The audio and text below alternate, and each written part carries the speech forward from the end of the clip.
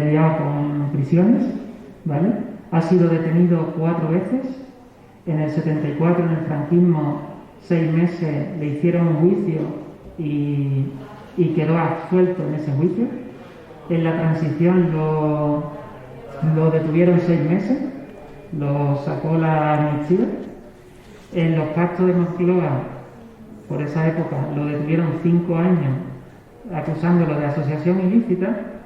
Y después, ya en democracia, lo metieron en prisión 42 años acusado de terrorismo, ¿no? Ya en la fase de democracia ya todo es terrorismo. Y ya os dejo que Pepe se explaye más en su experiencia, ¿vale?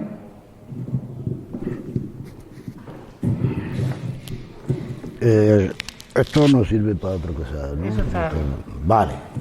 Entonces, con el micro y con las gafas y algunas prótesis que me dejo.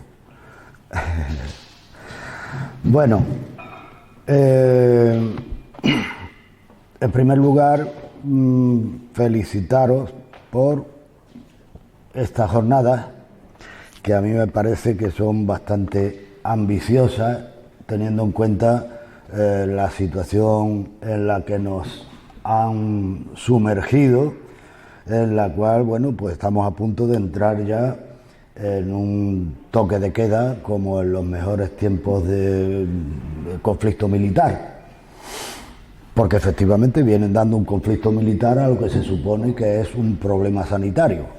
Bien.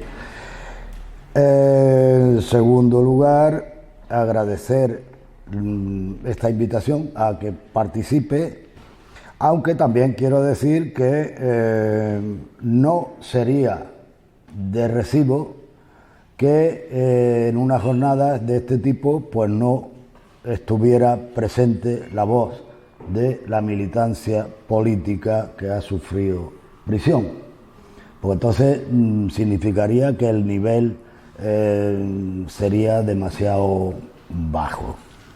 Con lo cual, bien, como ha dicho el compañero, bueno, voy a hacer una cosa.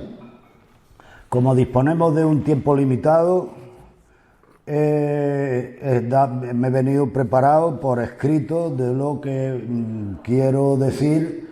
He puesto copias por ahí y esto sirva, digamos, como base para luego abrir el debate y las preguntas o las opiniones que cada quien quiera dar. Pero yo, para ser más rápido, lo voy a leer. Y como lo tengo escrito, pues voy a ir. Ya me ha presentado aquí el compañero, pero bueno, yo lo tenía escrito y lo leo. Sus castigos. Soy Pepe Balmón Castel, militante del PCR reconstituido. Por mi militancia comunista por mi militancia comunista, ¿vale? Fui detenido 4 veces, torturado a muerte en 2 de ellas por los Willy el Niño del turno de la democracia, ¿no?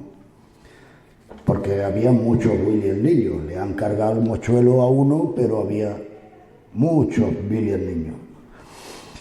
He estado en prisión más de 24 años y como preso político sometido a la dispersión. Por si no lo sabéis, la dispersión es que yo de Córdoba jamás estuve, hasta los últimos años, de Despeñaperros para abajo.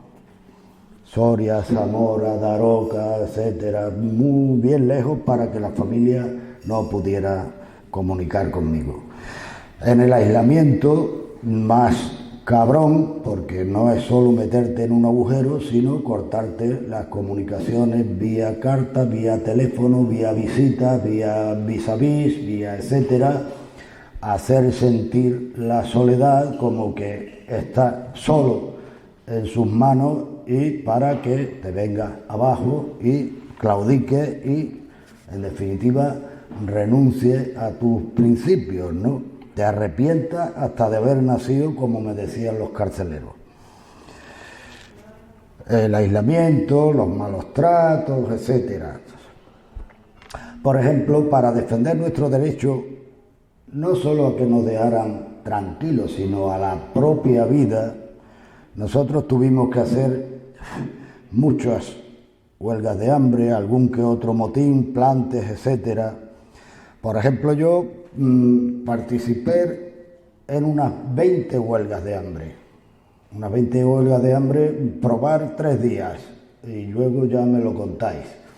Cuando la cosa se alarga a 40 y como en la huelga larguísima que duró más de un año y murió un camarada mío y en la otra anterior murió otro y muchos quedaron con secuelas de por vida, pues bueno, yo un día me dio por echar cuenta y resulta que sumaba 3 años sin comer.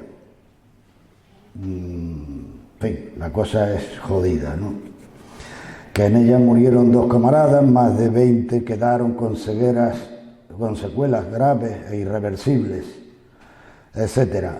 Pero bueno, no he venido a hablar de lo mío, que no deja de ser un pequeño ejemplo, un grano de arena en el inmenso desierto de la represión política de este régimen fascista, cuya esencia es el terrorismo de Estado, en el que las cárceles son el último eslabón de la cadena del aparato represivo. Y me explico. El capitalismo se basa en la explotación de la clase obrera y el pueblo trabajador. A nosotros nos cuentan que gracias a los banqueros, gracias a los grandes empresarios, gracias a tal, nos dan trabajo, nos dan tal que cual. Es el mundo al revés, ellos lo cuentan a su manera, como es natural. Aquí todo lo que nosotros vemos cuando levantamos la vista, llámese esta nave, llámese la Giralda, ha sido levantado por los trabajadores, por la clase obrera, esas autovías por las que vamos, esos coches en los que nos montamos, esos teléfonos que usamos, todo eso ha sido producto del trabajo de la clase obrera. Todo lo que se levanta sobre el suelo de la tierra, que nos han hecho creer lo contrario, ¿vale?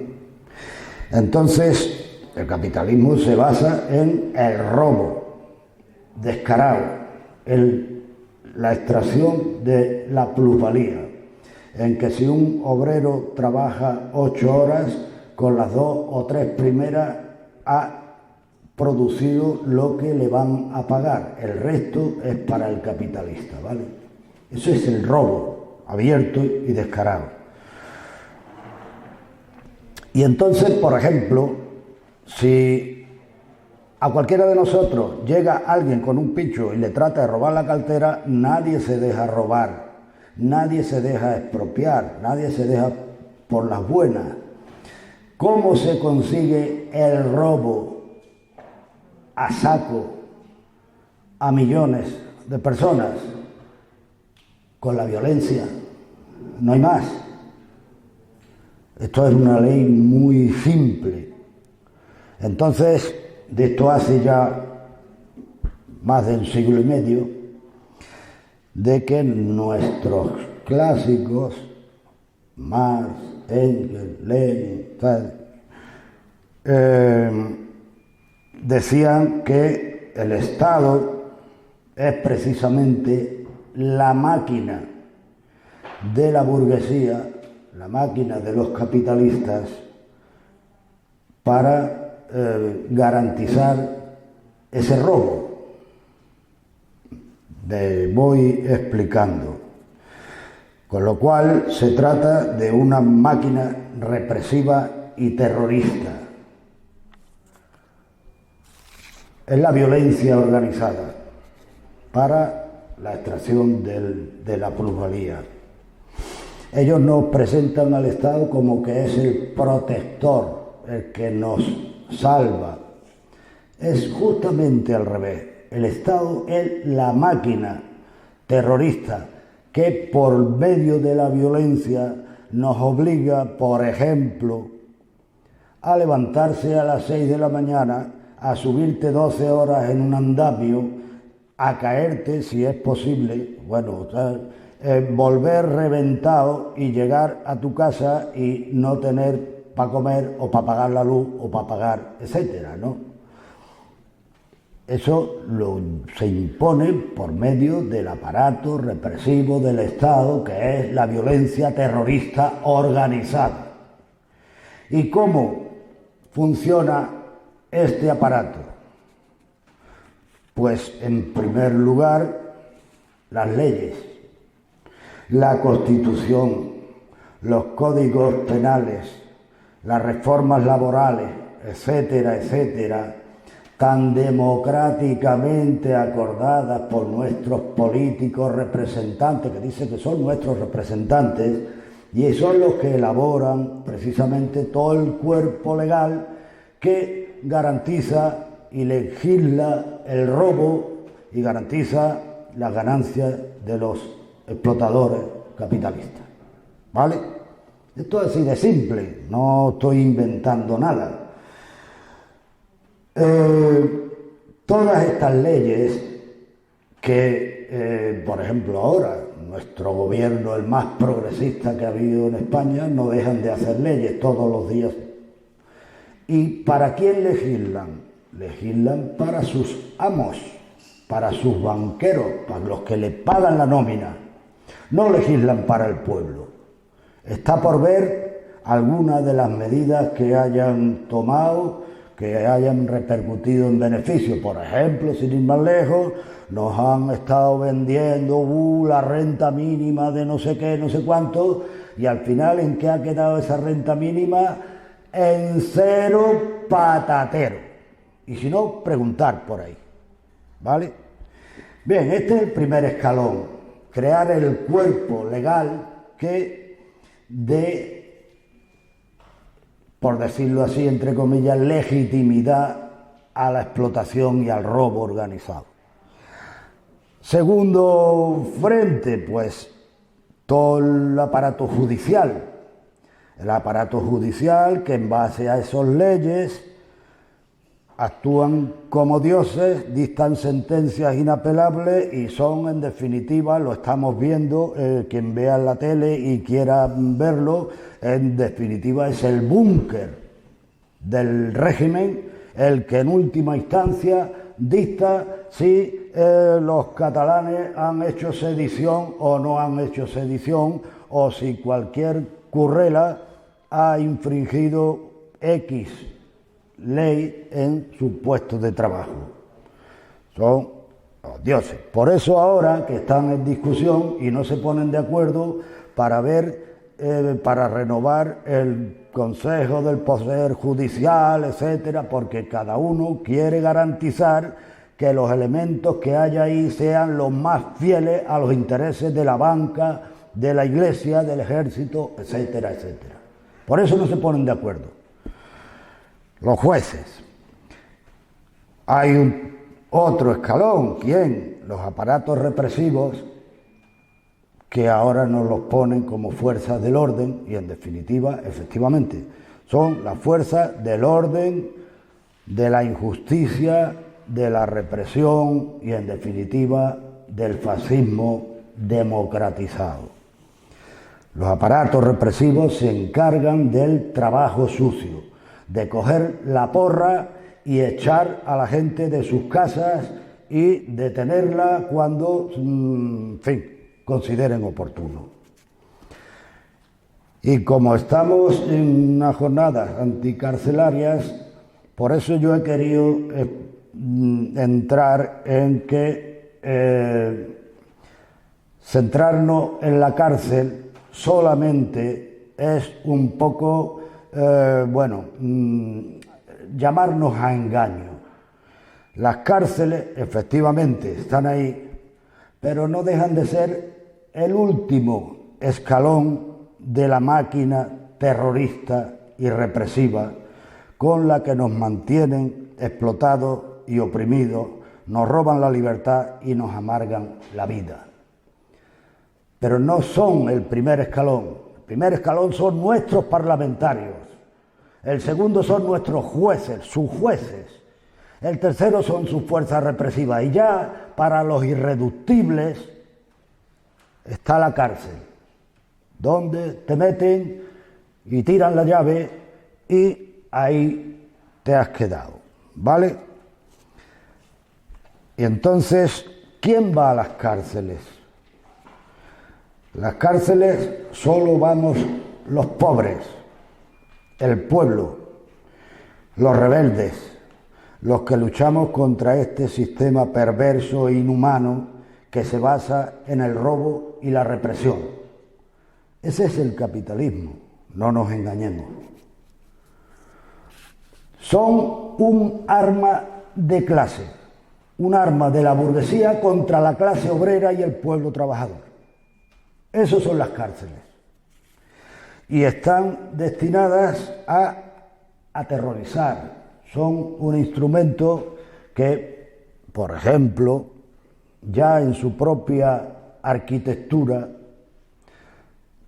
son para dar la idea de un búnker irreductible que no lo echa abajo ni con bombas, que etcétera, y sobre todo para el que está dentro, los muros, las puertas metálicas, los etcétera, para dar la impresión de que, como dijera Dante en su obra del infierno, quien atraviese estas puertas que pierda toda esperanza. Dice Dante que ponía en las puertas del infierno, y eso debía de estar puesto en las puertas de las cárceles, ¿no? Bien, no están, por lo tanto, las cárceles para reinsertar ni reeducar. Son un arma para aterrorizar al pueblo en general y para destruir y anular a las víctimas a quienes tienen la desgracia de atravesar sus puertas. Luego, en el turno de preguntas, si hay alguna duda, porque yo esto lo he escrito en plan de, digamos, de afirmaciones casi contundentes, ¿no? Y quería hacer una distinción, que es importante.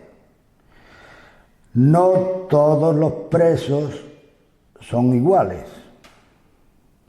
Es importante. Hay quien diluye y todos no todos son iguales. Quiero decir, hay presos sociales, en su mayoría lo son han delinquido por necesidad. Son víctimas de este sistema injusto y terrorista, pero han infringido las leyes por motivos individualistas, como se dice vulgarmente, por buscarse la vida. Y efectivamente, en un sistema mínimamente democrático, en su inmensa mayoría tenían que estar en la calle, nunca tendrían que haber entrado, ¿vale? Dicho esto, quiero hacer la diferencia. Los presos políticos hemos ido a la cárcel porque nos hemos enfrentado al régimen, no por motivos individualistas, por intereses personales, por buscarnos, no. Hemos ido a la cárcel porque luchamos por acabar con la explotación y la miseria, por la libertad y por la justicia, porque intentamos concienciar y organizar la lucha colectiva, porque amamos a nuestra clase y a nuestro pueblo, porque llevamos, como diría Durruti, un mundo nuevo en nuestros corazones y sabemos que se puede lograr con la unidad y la lucha, con organización de clase y para nuestra clase, no por las vías parlamentarias, que en definitiva son vías muertas para la clase trabajadora y son en definitiva mecanismos creados por la propia burguesía, en este caso por la burguesía fascista, heredera y continuadora directa y no hay más que ver las sagas de familiares y de apellidos como se suceden, algunas casi desde la Edad Media, como los duques de Alba, por ejemplo. Digo porque nos situemos. Entonces, hecha esta diferencia, quería decir que naturalmente la prioridad del Estado, su razón de existir del Estado, para garantizar la explotación, para garantizar que nada se mueva, que nada cambie, que todo siga igual, porque es su fuente de enriquecimiento permanente. Digo, la prioridad del Estado no es la represión indiscriminada en general, es la represión política. Y subrayo, la prioridad del Estado, la razón de ser del Estado es la represión política, porque es la manera de impedir que haya cambios y que sus intereses entren en peligro. ¿Cuál es? ¿En qué se basa esa represión política? Pues en impedir toda alteración del orden establecido, en que la producción no pare, aunque venga una pandemia como el virus. Lo primero es que la producción no puede parar. Por ejemplo, luego nos cuentan las historias de lo que lo primero es la salud. Mentira cochina. Lo primero es que la máquina no pare. Luego hablamos de la salud, ¿vale? Entonces, el primer objetivo del Estado, de las leyes, de sus jueces, de sus fuerzas del orden, de sus cárceles, es impedir que haya alteración del orden, que la máquina económica no pare, porque de ese funcionamiento es donde ellos sacan la plusvalía, las ganancias, etcétera, ¿no? Evitar que organicemos la resistencia, desarticular las organizaciones revolucionarias que no se dejan corromper ni comprar y que no colaboran con los banqueros, con la iglesia, con el ejército, con la bandera, con la monarquía, con etcétera, como los estamos viendo y todos los días sacan en la tele y están en el Parlamento y nos dicen que esos son comunistas. Me cago en Dios. Es que es la hostia, es el mundo al revés, le están llamando y en definitiva es un objetivo muy claro. Cuando tachan al puñetero reformismo de comunista es para desprestigiar al comunismo, es para justificar que a mí me metan 42 años por comunista, ¿vale? De eso se trata. Bien, pues tenía que hablar algo de lo mío, porque en definitiva no venía a hablar de mis penalidades carcelarias. No, verán, hay quien se toma esta historia, hay quien ha estado viviendo de las rentas de la primera carrera que echó delante los grises en los años no sé cuántos y ha hecho carrera a cuenta de eso. Yo no he venido ni me pongo de víctima ni nada de eso. He peleado todo lo que he podido y lo mejor que he podido por convicciones de clase, porque amo a mi gente, porque me duele la miseria de mi clase, porque me duele la represión de mi clase, porque me duelen los desahucios, porque me duelen los, por ejemplo, en los últimos meses con esto es cuando más accidentes laborales viene habiendo. De eso no habla nadie. Si algún hijo de puta va y tiene algún percance bueno, salen todas las televisiones, ¿no? efectivamente, nos han hecho normalizar que nuestro dolor de clase es lo normal. Pues no. Y quería decir, por ejemplo, cuando hablan de libertades, etcétera, etcétera, cuando estaba hablando de que el objetivo principal del Estado es la represión política, impedir que nada cambie, quería hablar inevitablemente, porque es un ejemplo que está ahí, y es que, por ejemplo, el PC, pues yo soy militante del Partido Comunista de España reconstituido.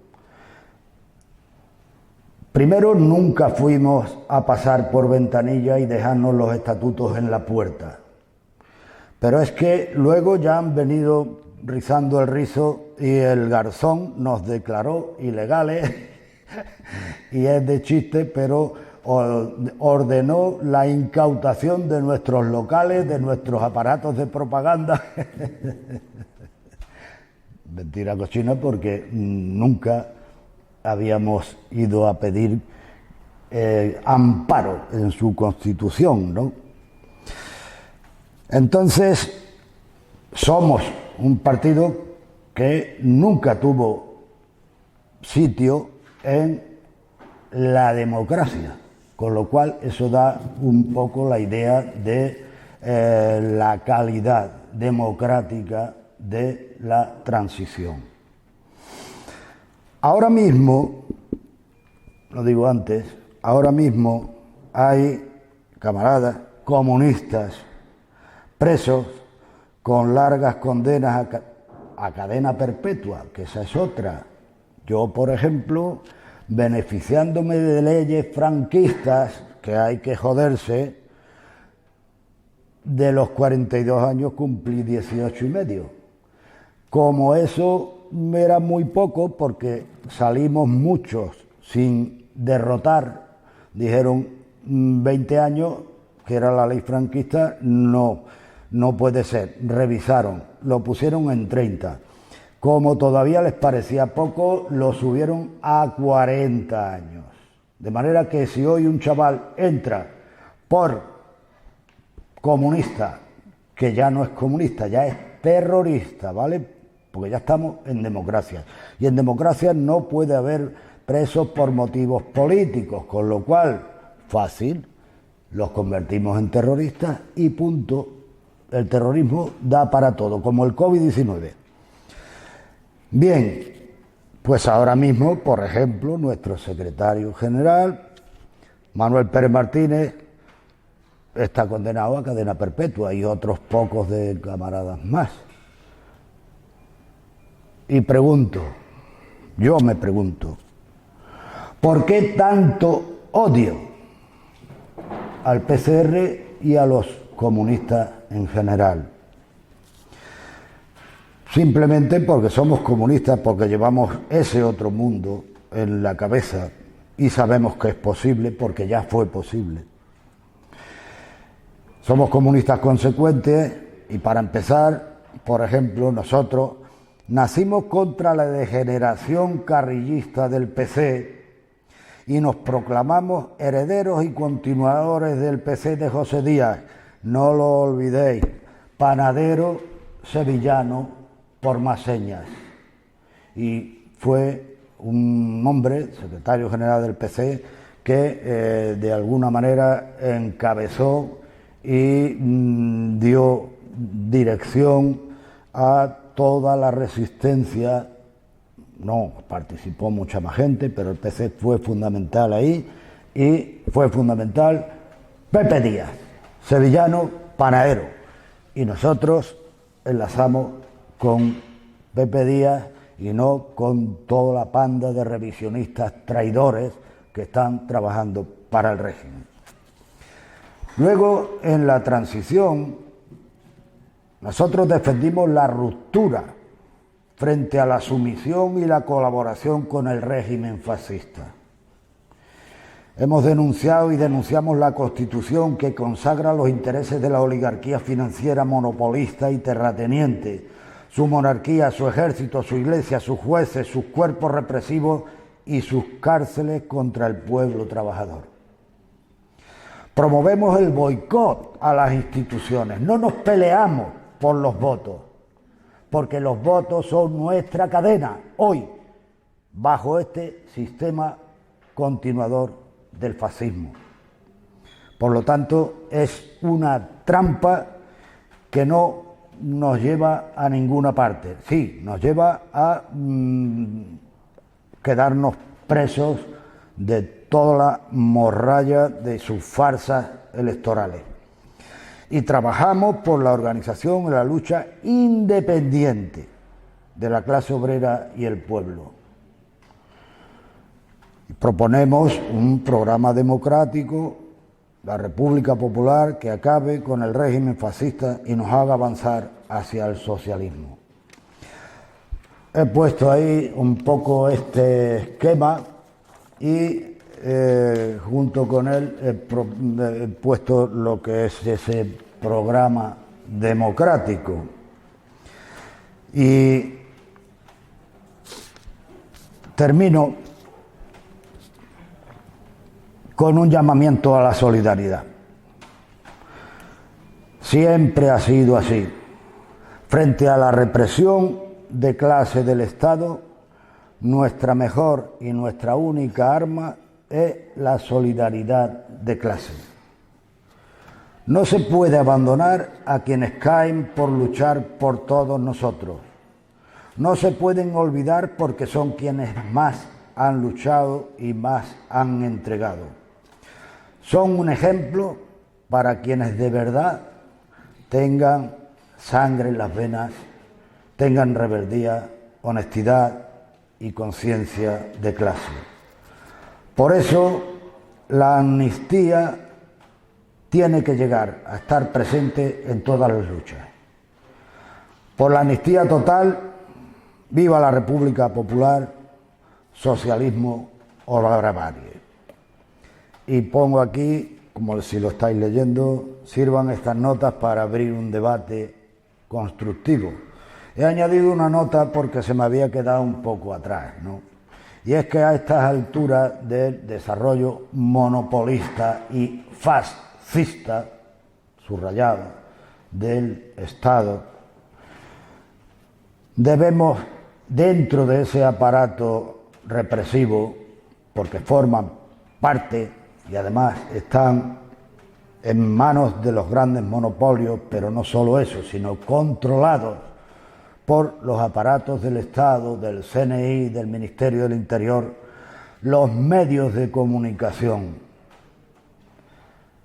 las cadenas de televisión, periódicos, los Facebook, los etcétera, son un arma del aparato represivo que trabaja en el frente de la desinformación y de la guerra ideológica, que es fundamental, porque es más barato un tertuliano, por ejemplo, que una compañía de guardias civiles, más barato, y además está todo el día a piñón.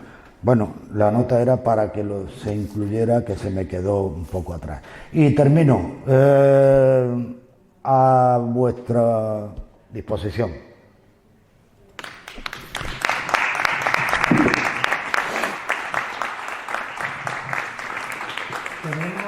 Tenemos 30 minutos, si queréis hacer alguna pregunta o algo, o alguna cuestión.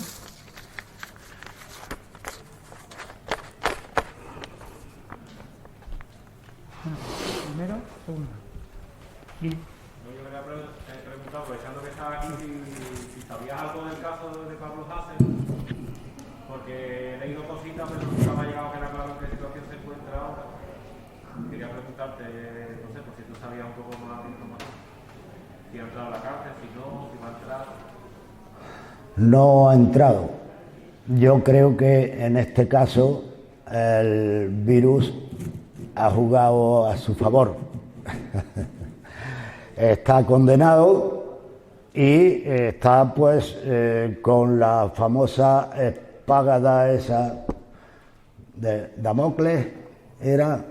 No, en este caso es de la Audiencia Nacional, que es mucho más hija de puta que el Damocles. Entonces, pues de momento no ha entrado, pero en cuanto lo decidan puede entrar. Lo que pasa es que, claro, como tenemos el gobierno más progresista de los habidos en toda la historia de España, pues se les vería un poco el plumero que cuando el rey se larga con una pasta gansa, metan en la cárcel al rapero que habla de la corrupción de la corona. Sería muy cantoso. Entonces, de momento no ha entrado y probablemente hasta que esto no se asiente, pero que va a entrar. No, estos no perdonan.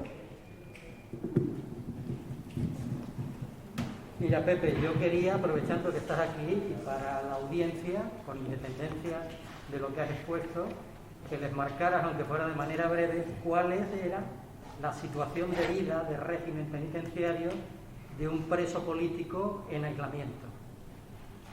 El día a día. Supongo que os interesará conocerlo.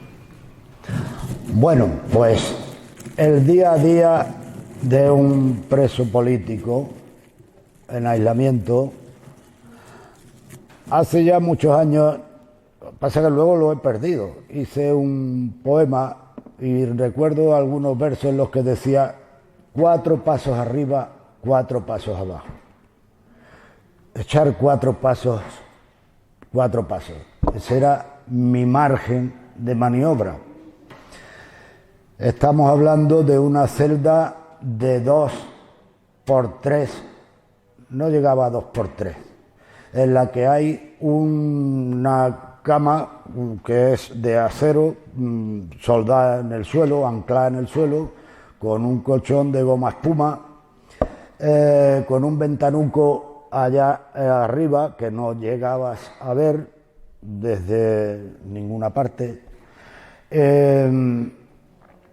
con un agujero en la puerta donde si la situación se complicaba te metían la bandeja por debajo, y con la salida, estamos hablando de 24 horas al día, salida de 20 minutos, de 1 hora, de 2 en las mejores condiciones, o bien en 0 sin salir. Si habías cometido alguna infracción, que ya me dirás qué infracción se puede cometer ahí, ¿no? Bien. Restricción de correspondencia, restricción de visitas con los familiares, restricción de... Por supuesto, en mi tiempo lo de las llamadas de teléfono no existían. Restricción de comunicación con familiares, vis a vis, etcétera, etcétera. ¿Por qué? Porque efectivamente, esto sin menospreciar, por supuesto, porque ha habido, y yo he tenido muchos buenos amigos en FIES, presos sociales, que han estado también en esas condiciones, pero porque han reivindicado y dentro de la cárcel han seguido resistiendo y no los han doblegado. Pero para nosotros era lo habitual. ¿Por qué? Pues porque tenían que doblegarnos, tenían que hacernos renunciar a nuestras ideas, tenían que presentarnos, a ser posible, incluso sacarnos en la tele como arrepentidos, diciendo que la lucha no merecía la pena, que había sido un error, que me habían engañado, que vaya usted a saber, ¿no? Hemos visto que han sacado algunos cuando han conseguido esto, pero quiero decir que para ellos, los presos políticos, tienen un especial significado porque en definitiva son un ejemplo, una bandera. Y nosotros dentro de la cárcel hemos tenido claro que esa bandera no puede caer. Entre otras cosas porque estáis vosotros, los jóvenes, sin futuro. Y no tenéis más alternativa que recoger esa bandera y tirar para adelante.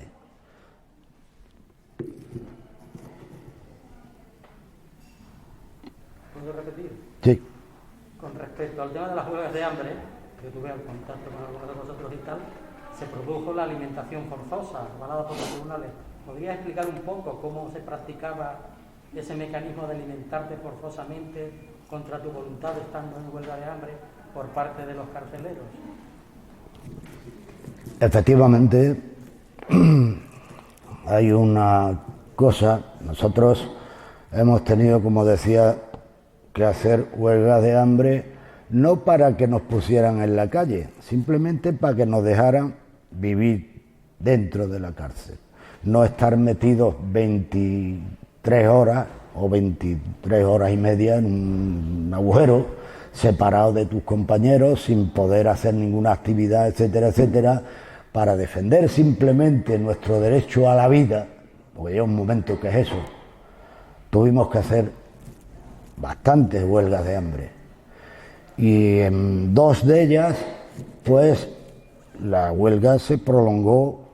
La primera murió Crespo Allende y varios quedaron en situación física muy jodida, con secuelas ya para el resto de la vida, ¿no?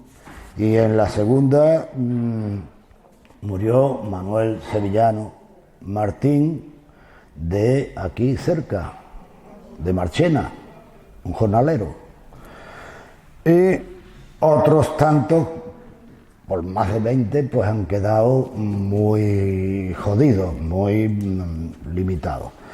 ¿Qué ocurría? Pues que cuando tú llevas 30, 40 días, ya no, el cuerpo no responde y ya entra en una situación de peligro de que te dé cualquier taquicardia, cualquier historia y te lleva para adelante, porque el cuerpo se ha ido debilitando y comiéndose a sí mismo.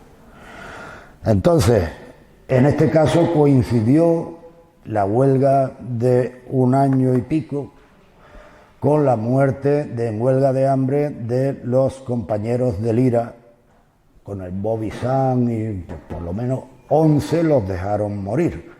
Pero entonces era aquí el gobierno socialista, mucho más progre que el de ahora, donde va a parar Felipe González, el Vera, el Barrio Nuevo, todos los de los GAL, todos los terroristas, ¿vale? El Mújica también. Y decidieron que no podían tener mártires, porque un mártir pesa mucho y además es para siempre, ¿no? Y recurrieron a la alimentación forzosa. ¿Cuándo? Pues cuando determinaron, porque hay convenciones internacionales que dicen que el preso tiene derecho a mantener su voluntad, y ellos dijeron que no. ¿Cuándo? Pues cuando perdías la conciencia, entonces ellos, muy generosos, te salvaban la vida, te enchufaban. Yo recuerdo que estaba en la prisión, el hospital provincial en Zaragoza, porque como soy más canijillo y tal, fui de los primeros que fui al hospital, ¿no? Y llegué allí y el juez inmediatamente determinó que me tenían que enchufar. Y lo digo porque fue una cosa... Y me mandaron un comando. Yo estaba ahí que no me podía ni mover, porque llevaba 40 días en huelga de hambre y estábamos y no me podía ni mover y me mandaron un comando de carceleros de la prisión de Zaragoza con un practicante, con un médico, no sé cuánto, más los... Y me metieron la jeringa y yo, a poco que moviera, ya aquello no funcionaba. Y lo digo por... no me quiero enrollar, pero coincidió que yo había avisado a mi abogado de Córdoba: ven para acá, que voy a palmar y que, en fin.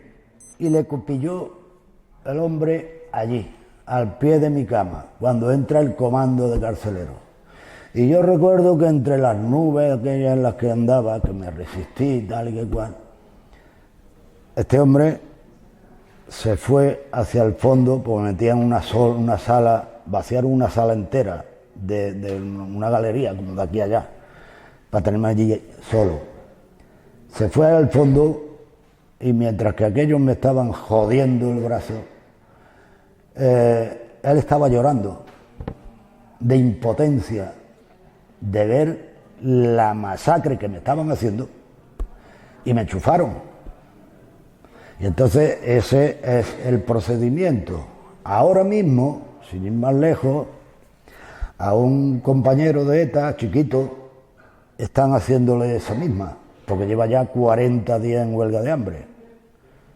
Creo que es en Puerto 3.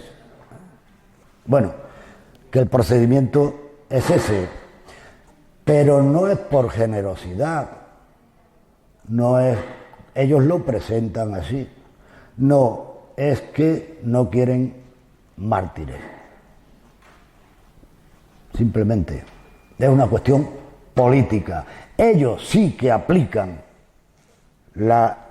su política de clase de una manera consecuente, fría, sin más. Y en este caso no querían crear 10, 5 mártires. Eso es. Que, por supuesto, no deja de ser una tortura, que parece ser que, pero a ti para enchufarte te recuperan, luego te desenchufas, vuelta a caer, vuelta... Yo, por decirlo gráficamente, alguna vez me preguntaron, bueno, ¿qué opinas tú de la huelga de hambre? Y yo dije, y además era así, prefiero la barra. ¿Sabéis lo que es la barra? La barra es una técnica de tortura en la que te meten una barra de hierro, ponen aquí y quedas con la cabeza para abajo, ¿no? Quedas con la cabeza para abajo sostenido entre 2 mesas, por ejemplo. De manera que esto lo pueden hacer en un despacho como me lo hicieron a mí. Sacan la barra y la quitan de en medio y allí no hay nada. Aunque vaya una inspección de derechos humanos, allí no van a encontrar nada. Y cuando estás con la cabeza abajo, desnudo, etcétera, te meten la picana en la espalda y pegas un salto como la Virgen. Bueno, es de los métodos más cabrones que hay. Bueno, pues cuando me preguntaron por eso de la huelga de hambre, yo dije, prefiero la barra. Y la razón es muy sencilla. La barra me la aplicaban ellos a mí y no había manera de librarse. En la huelga de hambre yo tenía la llave. Podía dejarla en cualquier momento. Y hay que tener la cosa muy clara para afrontar la muerte de manera consciente y aplicar el dicho de que prefiero morir de pie a vivir de rodillas. Que vosotros lo repetís como una frase hecha, pero que llevarla a cabo no es tan fácil. Y con esto yo diría que voy a agregar más, porque, por ejemplo, hay muchos y muchos, que llevan retrato del Che aquí y repiten esta frase y algunas otras, y lo que os pido es que reflexionáis, porque eso tiene un peso que hay que echarle para llevarlo con honestidad, ¿vale? No nos riamos de nuestros símbolos y de nuestros, ¿cómo decir?, héroes en definitiva, nuestros referentes. Corto.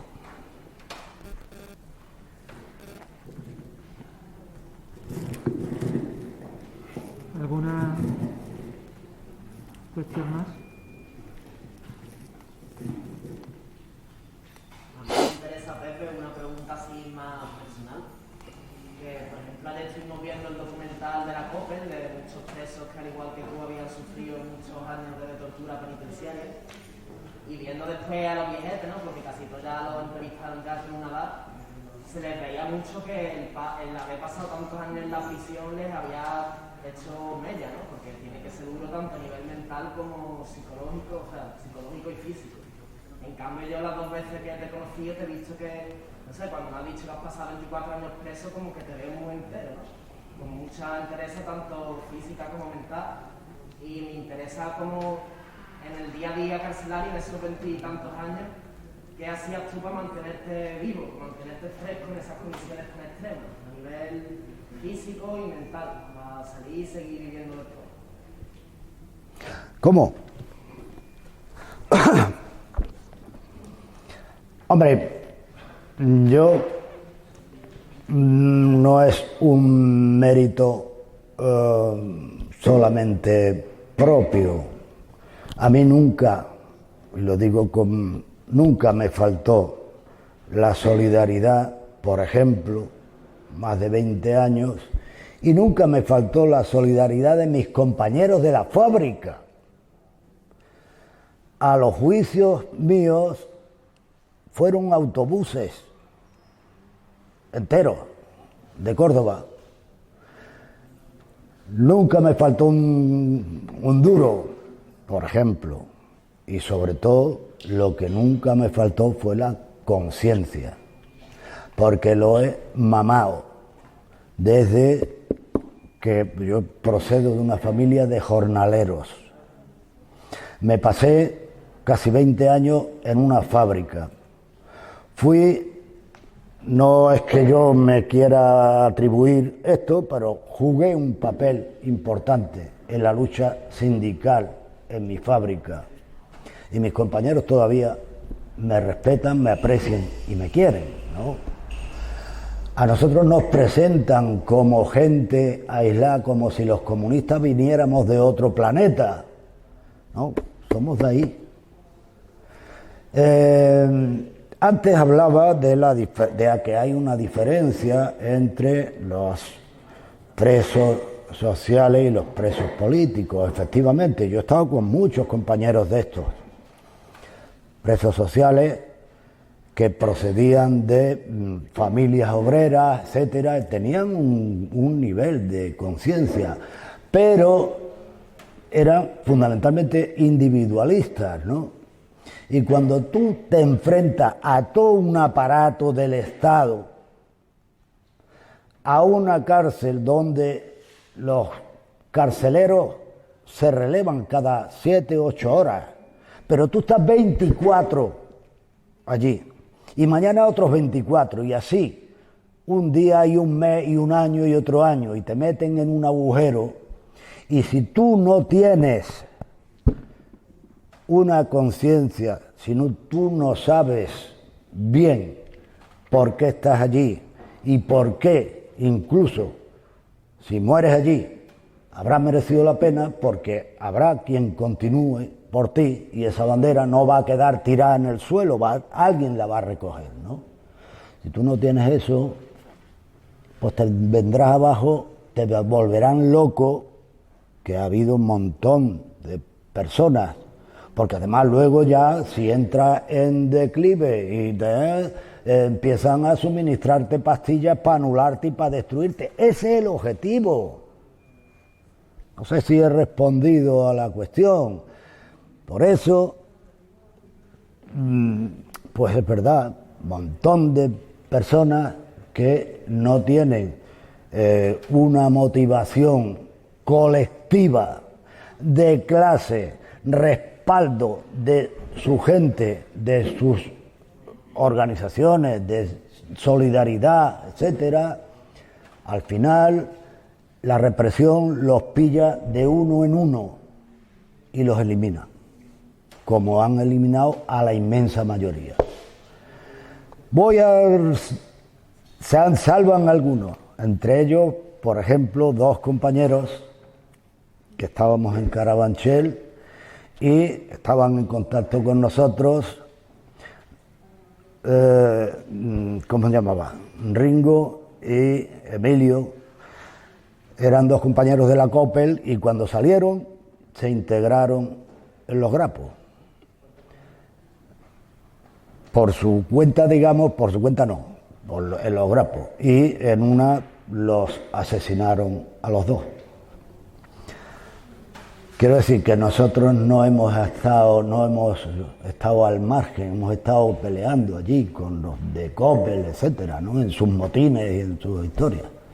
Pero bueno, volviendo a tu pregunta, que la diferencia, el por qué, no es porque seamos no, es porque tenemos una ideología, porque tenemos unas raíces en nuestra clase, porque sabemos perfectamente que nuestra lucha es justa, que merece la pena y que alguien después la continuará. Entonces, ese es el secreto. Yo creo que con esta intervención, si no hay ninguna otra pregunta, podemos dar por concluida el acto de Pepe y ya continuamos con el siguiente acto. ¿Vale? Bien, pues antes de que nos despidamos, vuelvo a una de las cosas que decía aquí al principio. En fin, yo veo que hay mucha gente joven, no estoy hablando de los que estáis aquí presentes, pero en general, donde, bueno, vienen de una época más o menos bonanza, con lo cual los papis han respondido y tal, pero ahora resulta que eso se viene acabando y os encontráis en, pues bueno, sin el respaldo de las pensiones de los abuelos y del curro de los papás y etcétera, y resulta que os han robado el futuro y, en fin, que le tenéis un poco complicadillo, ¿no? Quiero decir que en algún momento no os va a quedar más remedio que que ir en serio, ¿eh? Y una de las cosas que decía, y os creo, es que es un deber, ¿no? No basta con largar de progre, hay que comprometerse y entonces creo que el que no podemos olvidar a las compañeras y compañeros que están presos por luchar, los que más han dado y están dando, es un deber, es una obligación. No olvidarlo y crear, yo creo que estáis en condiciones de hacerlo, aunque sea un pequeño grupo de solidaridad con las compañeras y compañeros presos, ¿vale? Ahí os lo dejo. Ánimo y pa'lante.